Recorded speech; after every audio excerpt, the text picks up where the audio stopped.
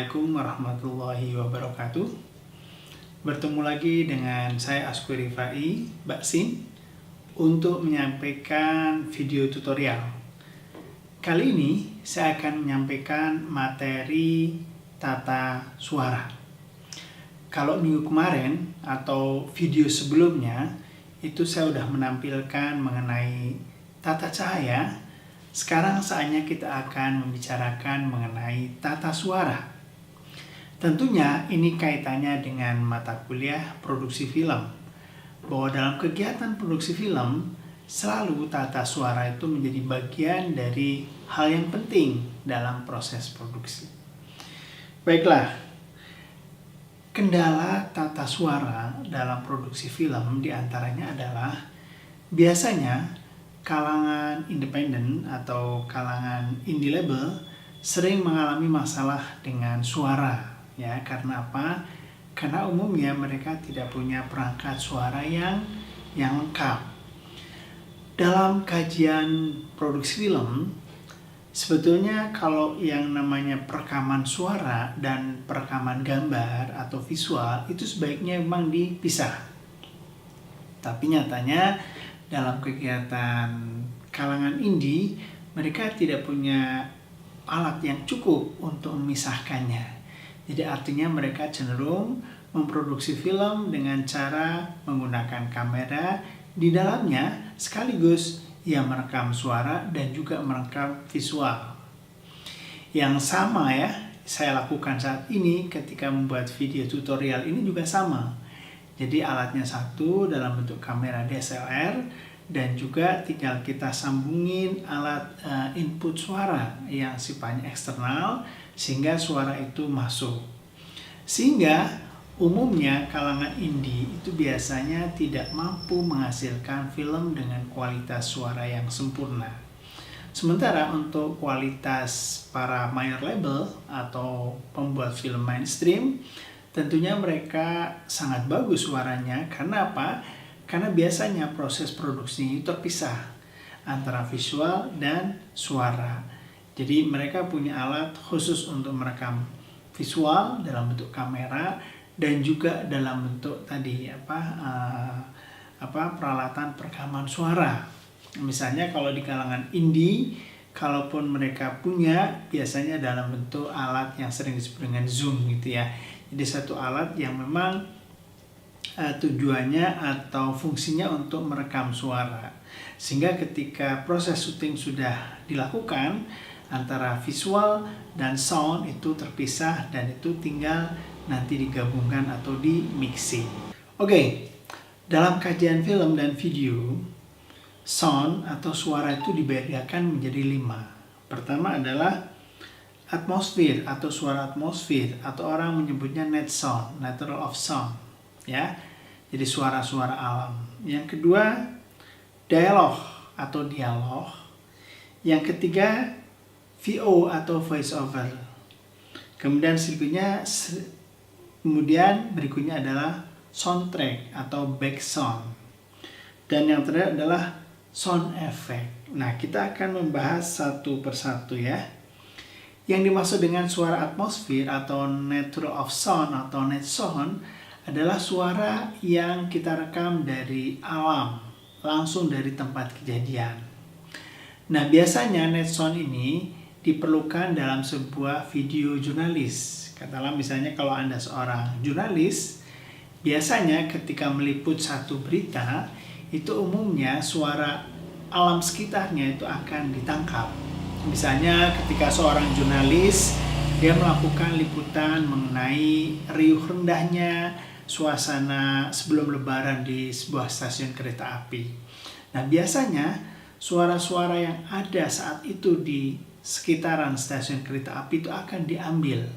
Nah, itu yang sering disebut dengan atmosfer suara atau suara atmosfer atau sering disebut dengan net sound. Tujuannya apa?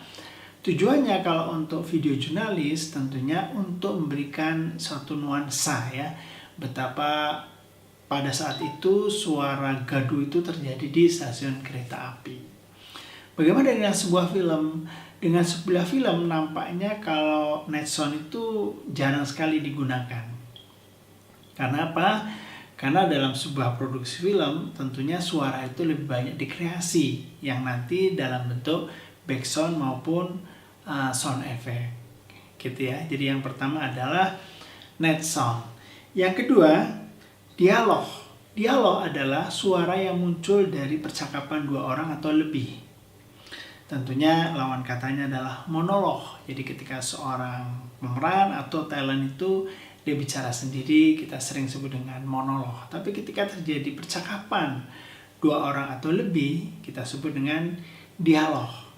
Nah tentunya dialog ini juga sama ya. Yang bagus tentunya ketika ada adegan dialog, kita tangkap suaranya itu menggunakan audio recordis ya, artinya terpisah dari kamera. Namun seperti yang saya bilang tadi, biasanya kalangan indie itu tidak punya banyak alat untuk merekam suara, sehingga akhirnya suara pun direkam di alat perekam gambar ya. Sehingga yang terjadi apa? Ketika ada mendapatkan suara dialog, itu langsung saja suaranya itu diambil dari saat merekam visualnya gitu ya. Ya kecuali bagi kalangan indie yang punya alat perekam ya, misalnya dalam bentuk alat zoom gitu ya untuk merekam suara, itu bisa. Itu artinya merekam suaranya berbeda dengan merekam visualnya. Oke, yang ketiga disebut dengan VO atau voice over. Voice over itu biasanya dilakukan di dua kegiatan. Pertama, ketika seorang jurnalis televisi melakukan pelaporan, itu biasanya ketika ada berita muncul, di paket berita itu akan muncul yang namanya voice over atau apa? Suara narasi. Nah, ini tentunya diperlukan untuk memberikan keterangan pada sebuah kegiatan atau berita yang memang ada dilakukan. Jadi VO ini diperlukan pada saat sebuah paket berita itu muncul di siaran berita. Jadi setelah videonya keluar, barulah nanti ditimpali oleh suara VO atau voice over. Tentunya kekuatan sebuah berita itu memang tidak hanya sekedar di visualnya saja, di videonya saja, tapi juga di audionya tadi dalam bentuk voice over atau orang menyebutnya VO. Nah, orang yang suka mengisi suara, VO ini sering disebutnya dengan dubber ya, pengisi suara. Nah, tentunya bisa dilakukan oleh wartawan ataupun orang yang memang bertugas tadi ya, mengisi suara. Nah, itu yang ketiga. Jadi jenisnya adalah VO atau voice over. Nah, untuk kegiatan film, VO dilakukan itu biasanya untuk tadi menampilkan narasi. Jadi misalnya ada sebuah adegan, kemudian adegan itu memang miskin informasi ya, atau katakanlah secara visual itu informasinya sedikit. Itulah akhirnya muncul yang disebut dengan VO atau narasi atau suara narasi. Nah, ini beda ya dengan tadi yang untuk kegiatan berita. Baik, selanjutnya adalah soundtrack atau background atau suara nuansa gitu ya. Jadi dalam sebuah film sekarang ini background itu sangat diperlukan. Kenapa? Karena untuk membangun suasana ya. Jadi bagaimana ketika suasana romantik, bagaimana ketika suasana penuh ketegangan karena ada pertarungan atau action. Nah, itu muncul yang namanya suara-suara background untuk tadi memberikan nuansa keras ataupun lembut dalam sebuah adegan. Nah, itulah mengapa film-film sekarang ini tentunya tadi ya ada background yang ketika orang menyebutnya disebut dengan soundtrack gitu ya. Ada juga musik scorer. Jadi orang menyebutnya ada background, ada musik scorer, ada soundtrack gitu loh. Kenapa ya? Karena tadi ketika soundtrack itu menjadi sesuatu yang yang dikenal orang, malah kadang-kadang filmnya itu nggak dikenal, yang justru dikenal adalah soundtracknya. Padahal soundtrack ini fungsinya hanya mendukung sebuah adegan film, ya sehingga sehingga nuansa film itu akan hidup. Cuma terkadang yang saya bilang tadi, justru background atau soundtracknya itu jauh lebih dikenal dibanding filmnya.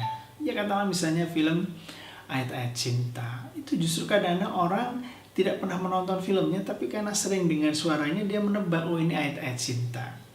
Nah, itulah dahsyatnya sebuah background ya, terkadang malah bisa mengalahkan filmnya itu sendiri.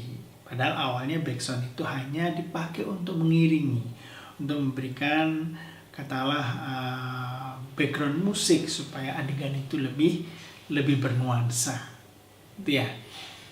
Nah, yang terakhir yang disebut dengan sound effect. Nah, apa sih yang disebut dengan sound effect? Sound effect bahasa lainnya adalah suara kesan.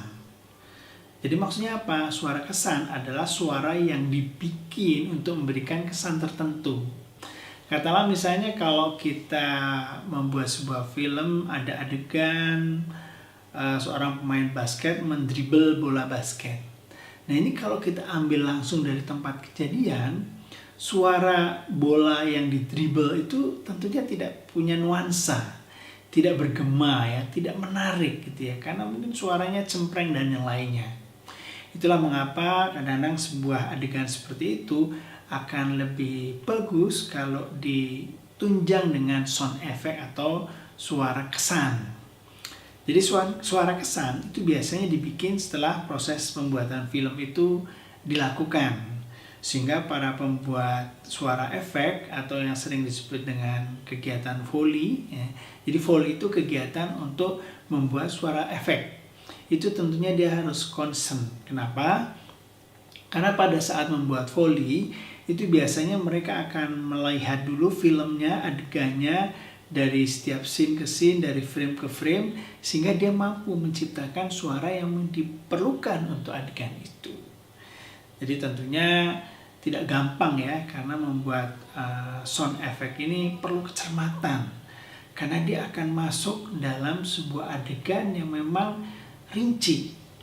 Katakanlah misalnya film kungfu Hong Kong ya, ketika ada adegan pakai pedang, nah tentunya itu harus dibikin suara pedangnya itu ya dengan cara menggoreskan bilah besi dengan misalnya dengan plat besi yang lain, sehingga muncul suara gemerincing gitu loh.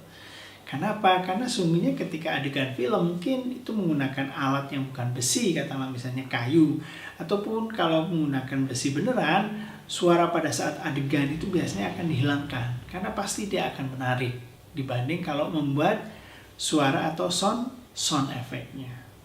Demikian juga adegan-adegan yang lain, ketika adegan film horor ya, suara pintu berderit gitu ya, tentunya juga itu harus dibikin. Kenapa? Supaya nuansa suara itunya nanti akan kerasa. Sehingga apa? Sehingga nanti suara kesannya itu akan kerasa, sound efeknya itu akan kerasa. Misalnya ketika tadi ya, suara orang membuka pintu berderit itu akan menggema. Nah, inilah yang mengapa membuat film itu terkadang perlu waktu yang lama, justru pada saat tadi pengisian suara atau yang disebut dengan Foley yang membuat suara kesan untuk adegan-adegan tertentu. Demikian juga suara tembakan. Kalau kita perhatikan, kalau kita mungkin pernah lihat ya orang latihan menembak ya di perbakin misalnya, itu ketika suara tembakan itu diletuskan itu bunyinya nggak sehebat ketika kita menonton film. Karena ketika menonton film adegan menembak itu udah dikasih yang namanya sound effect ya. Jadi itulah beberapa jenis suara yang memang sering dipakai dalam sebuah proses produksi film ya. Jadi khusus untuk tata suara tentunya memang tidak gampang. Karena apa? Karena film-film sekarang itu mengandalkan aspek suara, apalagi ketika film itu disuguhkan di sebuah bioskop ya, Dolby System lah, segala macam, stereo system segala macam lah. Itu yang akan menjadi kekuatan adalah tadi aspek penata suaraan. Katakanlah misalnya kalau Dolby Stereo itu kan sama seperti kita memasang 12 mic ya, atau 12 speaker di gedung bioskop kita. Sehingga ketika ada adegan yang menarik itu rasanya kita ada dalam sebuah peristiwa sesungguhnya. Nah, itulah dahsyatnya sebuah sound effect. Makanya tentunya tidak gampang ya membuat sound effect itu. Baik, selanjutnya kita akan bicarakan tentang soundtrack ya. Tadi sudah saya sebutkan tentang soundtrack. Soundtrack adalah tadi suara kesan atau background yang sering mengiringi sebuah adegan film. Nah, mengenai soundtrack ini bisa kita bagi menjadi 3 ya. Pertama adalah musik opening ya. Musik pembuka dari sebuah film atau video. Bisa merupakan cuplikan dari musik tema atau sama sekali berbeda dengan musik tema, bergantung kepada tujuan alur yang akan dibangun. Itu namanya musik opening ya. Sering kita lihat begitu muncul film itu akan muncul juga musik openingnya. Nah, itu kita sebut dengan back song. Kadang-kala ada film yang memang musik dan lagunya itu memang diciptakan untuk kepentingan itu sendiri. Jadi artinya sesuai dengan tema.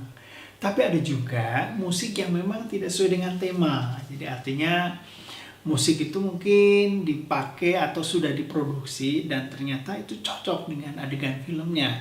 Nah, itu mungkin akan dipakai juga, gitu ya. Yang berikutnya adalah theme song. Musik tema sering dihubungkan dengan isi film melalui lirik atau irama yang dikaitkan dengan tema film atau video. Nah, yang kedua ini theme song. Jadi artinya suara yang seperti yang saya bilang tadi, suara atau musik atau lagu yang memang sengaja dibikin sesuai dengan tadi karakter film. Misalnya karakter film-film western atau film-film cowboy tentunya cenderung musik-musik tadi ya, country gitu ya. Kemudian ketika film action itu orang juga mungkin menggunakan musik film cadas atau musik cadas atau musik rock begitu ya. Karena untuk menunjukkan tadi dinamika film action yang begitu keras. Tapi manakala ada film percintaan melankolis, tentunya ini dibikinlah musik yang memang sesuai dengan tema film. Mungkin bentuknya soft gitu ya.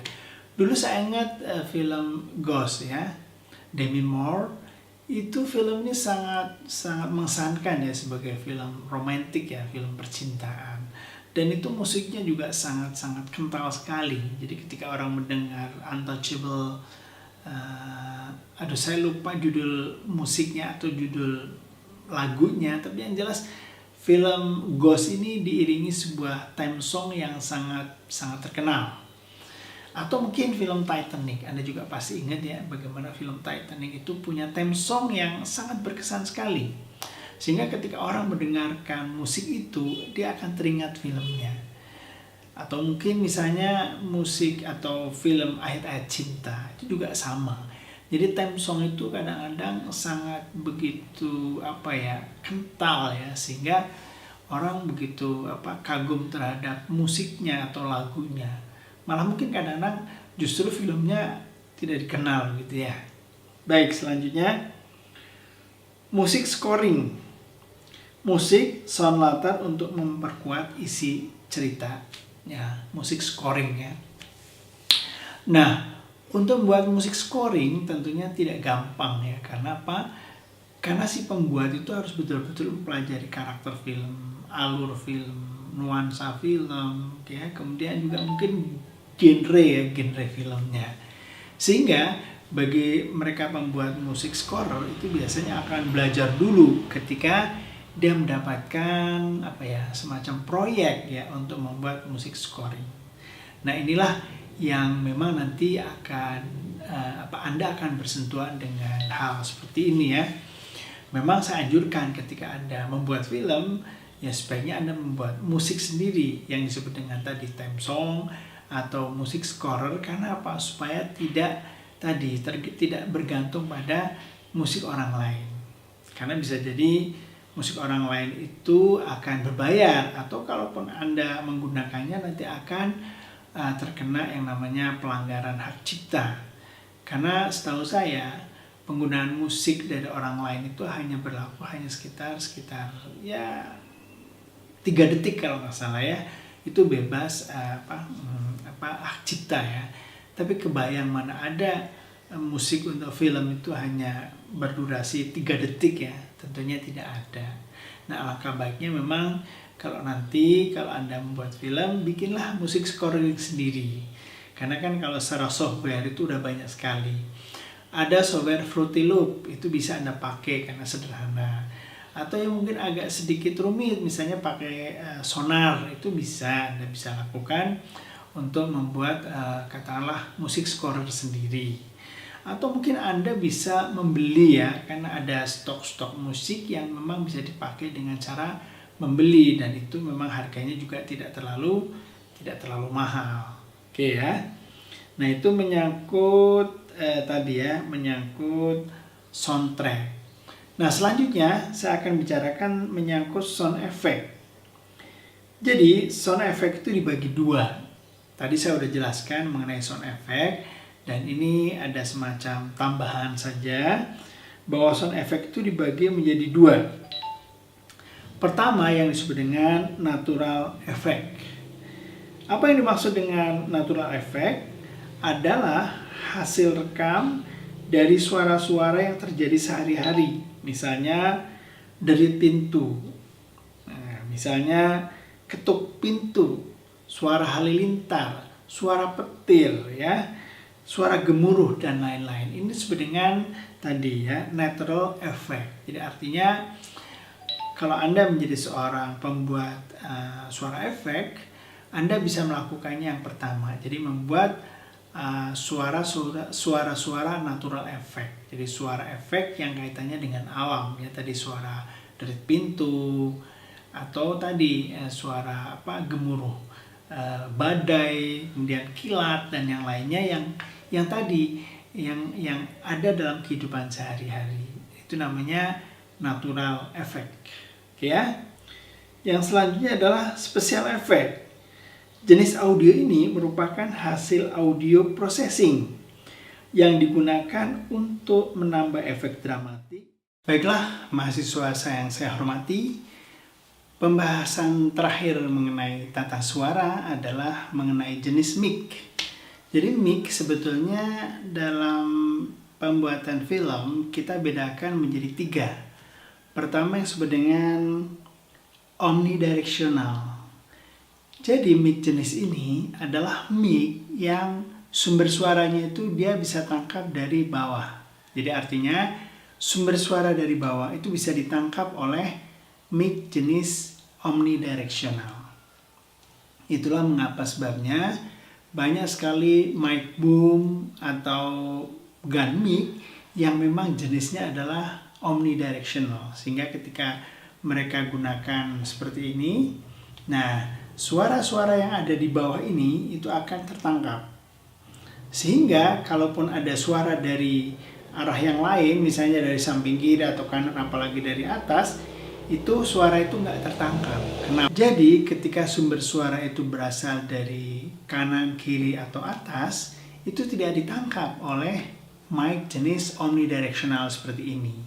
Sehingga akhirnya orang ketika membuat film pasti menggunakan mic jenis ini. Karena apa? Karena begitu mic dipasang begini, maka sumber suara yang ada di bawah mic ini akan terekam, akan diambil oleh mic directional ini. Begitu ya. Nah, itu alasannya mengapa mic boom atau shotgun itu biasanya menggunakan mic jenis omnidirectional. Karena apa? Karena mic jenis ini hanya mengambil sumber suara yang ada di bawah mic-nya. Nah, sehingga ketika ada suara dari arah yang lainnya itu tidak ditangkap oleh mic jenis ini. Ya. Oke, untuk jenis mic yang kedua yang disebut dengan bidirectional, yaitu jenis mic yang bisa mengambil hanya dari 2 arah suara. Ya. Makanya mic jenis ini tentunya nggak cocok untuk pembuatan film karena nanti sumber suaranya itu bingung ya, karena berasal dari 2 arah suara. Itu namanya bidirectional. Dan yang ketiga, yang terakhir adalah unidirectional. Jadi jenis mic ini adalah jenis mic yang bisa mengambil dari berbagai arah suara. Itulah mengapa dalam kegiatan produksi film tentunya mic seperti ini tidak direkomendasikan ya. Tapi mic ini mungkin cocok untuk kegiatan acara-acara ya yang sering dipakai oleh para para MC begitu ya dan yang lainnya. Itulah mengapa dalam proses editing itu nanti ada proses yang disebut dengan mixing. Jadi mixing adalah proses mencampurkan berbagai jenis suara. Itu pun nanti akan diolah di video editing yang berada di track audio. Itulah mengapa software editing itu selalu ada track videonya itu lebih dari 2, lebih dari 3 gitu ya. Ada beberapa track. Malah kadang ada yang menggunakan beberapa track audio ya. Karena apa? Karena begitu beragamnya karena begitu beragamnya audio yang dipakai dalam pembuatan film itu atau dalam proses pembuatan film itu. Jadi tentunya ini berkaitan dengan kreativitas Anda, karena sekali lagi bahwa membuat film itu menembus batas gitu ya. Jadi artinya sebatas kemampuan kita, sebatas kreativitas kita, itulah hasil film yang nanti kita hasilkan. Itu saja dari saya untuk materi kali ini. Selanjutnya kita akan sambung lagi dengan materi selanjutnya, yaitu materi yang ke-5 gitu ya. Tapi tentunya nanti ya setelah Anda pelajari materi yang keempat ini. Sekian dari saya. Terima kasih atas perhatian Anda. Terima kasih. Assalamualaikum warahmatullahi wabarakatuh.